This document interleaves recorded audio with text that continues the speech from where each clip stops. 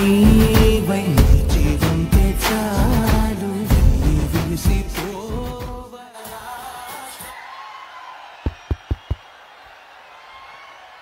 భారతదేశంలోనే ఆంధ్రప్రదేశ్ రాష్ట్రాన్ని అగ్రగామి రాష్ట్రంగా తీర్చిదిద్దేందుకు ఆంధ్రప్రదేశ్ని స్వర్ణాంధ్రగా, సస్యాంధ్రగా, సస్యశ్యామలాంధ్రగా, వెలుగులాంధ్రగా తీర్చిదిద్దేందుకు గడియారపు ముళ్ళు వెంట తడియారని స్వేదంతో పరిశ్రమిస్తున్న మన గౌరవ ముఖ్యమంత్రి వర్యులు శ్రీ నారా చంద్రబాబు నాయుడు గారికి ఆత్మీయ స్వాగతం, సుస్వాగతం. ఈరోజు అలనాటి స్వర్ణగిరిని మళ్లీ రాయలేనిన రతనాల సీమగా తీర్చిదిద్దేందుకు జొన్నగిరి మైనింగ్ ప్రాజెక్టును గౌరవ ముఖ్యమంత్రి వర్యులు తమ స్వర్ణ హస్తాల చేత ప్రారంభించారు. ఇప్పుడు పత్తికొండ శాసనసభ్యులు శ్రీ కెఈ శ్యాంబాబు గారు స్వాగత వచనాలు పలుకుతారు.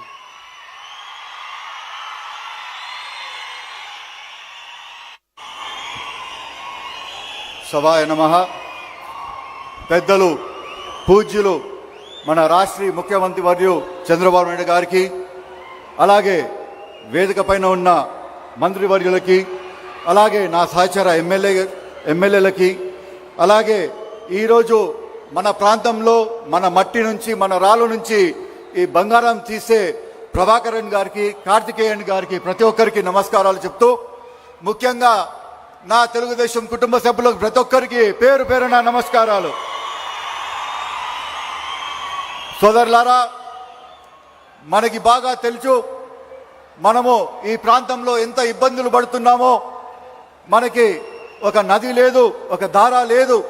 మనం ఎంతసేపుకైనా కానీ వర్షాపాతం దానిపైన మనము డిపెండ్ అయ్యి మన సేద్యం చేసుకునే కాలం. కానీ గత తెలుగుదేశం గవర్నమెంట్లో 14-19లో పెద్ద ఆయన కె కృష్ణమూర్తి గారి ఆధ్వర్యంలో మన చంద్రబాబు నాయుడు గారి సొలోతో 250 కోట్లు తీసుకొని మనము 68 చెరువులకి మనం నీళ్లు నింపుకునే ఘనత మన చంద్రబాబు నాయుడు గారిది అని సభాపూర్వకంగా చెప్తున్నాను. మరి అదేవిధంగా ఈరోజు ఈ సంస్థ ఈడ ఓపెన్ అయ్యిందంటే మీ అందరూ కూడా బాగా తెలుసు. 2009 నుంచి వీళ్ళు ఇక్కడ భూములు స్వీకరణ స్టార్ట్ చేశారు. ఆ రోజు కెఈ ప్రభాకర్ గారు ఎమ్మెల్యేగా ఉండేది, తన నుంచి సహాయం బాగా తీసుకున్నారు. దాని తర్వాత పెద్ద ఆయన కెఈ కృష్ణమూర్తి గారి డిప్యూటీ సీఎంగా ఉన్నప్పుడు 14 నుంచి 19కి మనము ఇక్కడ వాటర్ రిసోర్సెస్, ఎన్విరాన్మెంట్ క్లియరెన్స్ వగరా వగరా మనము ఈ సంస్థకి సహాయం చేసుకుంటూ వచ్చాం. కానీ గత గవర్నమెంట్లో ఈ సంస్థ కూడా ఆలోచించింది, మనము ముందరపడి ఇక్కడ ఏమన్నా చేస్తే ఆ కాలాంతకుడు దీంట్లో కూడా ఏమన్నా భాగం అడుగుతాడా అని చెప్పి ఆలోచన చేసి వాళ్ళ ప్రాసెస్ మొత్తం కూడా స్లో చేసుకోవడం జరిగింది. మరి మీ అందరు సొలతో, మీ అందరు దయతో మరి మనము తెలుగుదేశం గవర్నమెంట్ ఫామ్ చేసుకున్నాం. ఫామ్ చేసుకున్న తర్వాత చంద్రబాబు నాయుడు గారి ఆధ్వర్యంలో ఈ ప్లాంట్ ఇక్కడ ఓపెన్ అవుతుందంటే ఈ పత్తికొండ ప్రజలకి, పత్తికొండ ప్రాంతంకి చాలా గర్వకారణం అని చెప్తూ సభాపూర్వకంగా తెలియజేస్తున్నాను. మరి రాబోయే కాలం కూడా ప్రతి ఒక్కరికి మంచిది. మనము పెద్ద ఆయన చంద్రబాబు నాయుడు గారిని 2 అడగాల్సి వస్తుంది. హార్టికల్చర్ ఇప్పుడు 1,00,000 కోట్లు హార్టికల్చర్ ప్లాన్ ఒకటి సెంటర్ నుంచి మంజూరు అయింది. సార్, మీ దయతో మాకు ఇక్కడ పత్తికొండకి పైలట్ ప్రాజెక్టుగా మీరు ఏమన్నా డిక్లేర్ చేయగలిగితే ప్రతి ఒక్క ఊరిలో, ప్రతి ఒక్క రోడ్డు, ప్రతి ఒక్క పొలము మేము సస్యశ్యామలం చేసుకుంటాము. మేము ఇక్కడ నుంచి వలసలు పోయేది, వలసలు ఆపుకుంటాము. అది ఏమన్నా జరిగితే మన తెలుగుదేశం గవర్నమెంట్లోనే జరగాల, కానీ వేరే గవర్నమెంట్లో ఎల్లప్పుడూ కూడా జరగదు, జరగపోదు. ఈ మాట ఎందుకంటున్నానంటే పత్తికొండలో గత 7 ఎలక్షన్లలో 6 సార్లు పత్తికొండలో తెలుగుదేశమే కైవసం చేసుకున్నది. మరి తెలుగుదేశం అంటే ఇక్కడ నరనరాల ప్రతి ఒక్కరికి ఉండేది.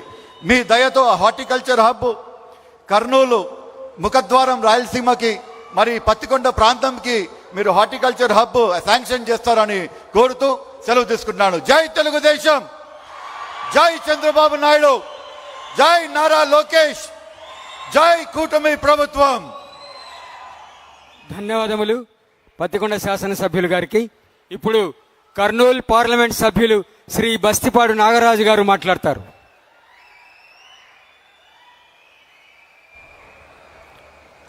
కర్నూలు జిల్లా పత్తికొండ నియోజకవర్గం ఈరోజు ఇచ్చేసి వేదిక మీద ఆశీనులైనటువంటి పూజ్యులు గౌరవనీయులైనటువంటి ఆంధ్రప్రదేశ్ ముఖ్యమంత్రులైనటువంటి నారా చంద్రబాబు నాయుడు గారికి, అలాగే వేదిక మీద ఆశీనులైనటువంటి మంత్రివర్యులకు, శాసనసభ్యులకు, అలాగే వివిధ హోదాలైనటువంటి అధికారులకు, ప్రతి ఒక్కరికి, మరియు ముఖ్యంగా నా కర్నూలు జిల్లా పార్లమెంట్ ప్రజలందరికీ, తెలుగుదేశం పార్టీ కుటుంబ సభ్యులందరికీ నా 2 చేతులు జోడించి నమస్కరిస్తున్నాను.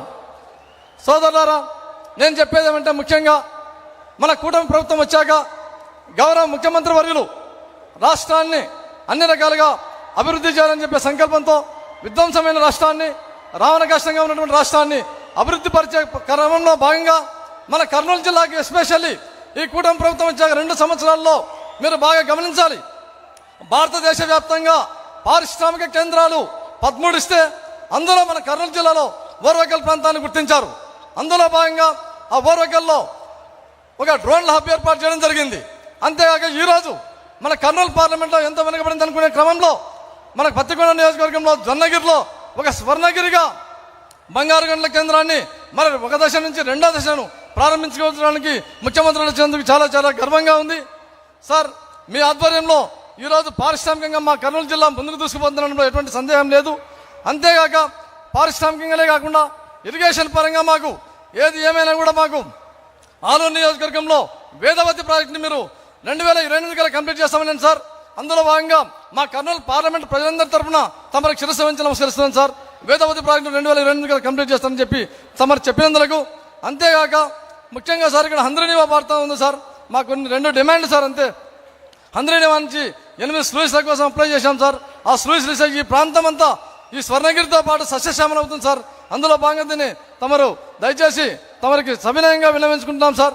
2వ అంశం సార్, ఇంత బ్రహ్మాండంగా స్వర్ణగిరిగా మారినటువంటి ఈ క్రమంలో కర్నూలు జిల్లాలో మాకు కర్నూలు పార్లమెంట్కి అంతా especially sir Kurnool to Ballari national highway చాలా చాలా ముఖ్యం సార్ మాకు. అది ఎందుకంటే ఇంత బ్రహ్మాండంగా పరిశ్రమలు వస్తున్నటువంటి వేళ ఆ రోడ్డు మాకు చాలా ఇంపార్టెంట్ సార్.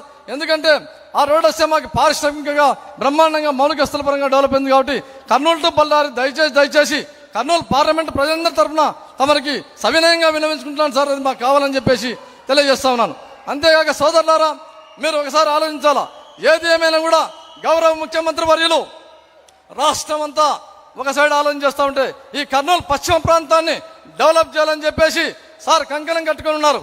అందులో భాగంగా రేపు రాబోయే హార్టికల్చర్ 1,00,000 కోట్లలో భాగంగా ఎమ్మెల్యే గారు చెప్పినట్టు హార్టికల్చర్లో మా కర్నూలు జిల్లా క్లస్టర్ను ఒక పైలట్ ప్రాజెక్ట్గా తీసుకొని ఈ ప్రాంతాన్ని అభివృద్ధి పరచాలని చెప్పేసి కోరుకుంటూ ఈ అవకాశం ఇచ్చినటువంటి పెద్దలకు మరొకసారి ధన్యవాదాలు తెలియజేస్తూ సెలవు తీసుకుంటాను సార్. నమస్కారం.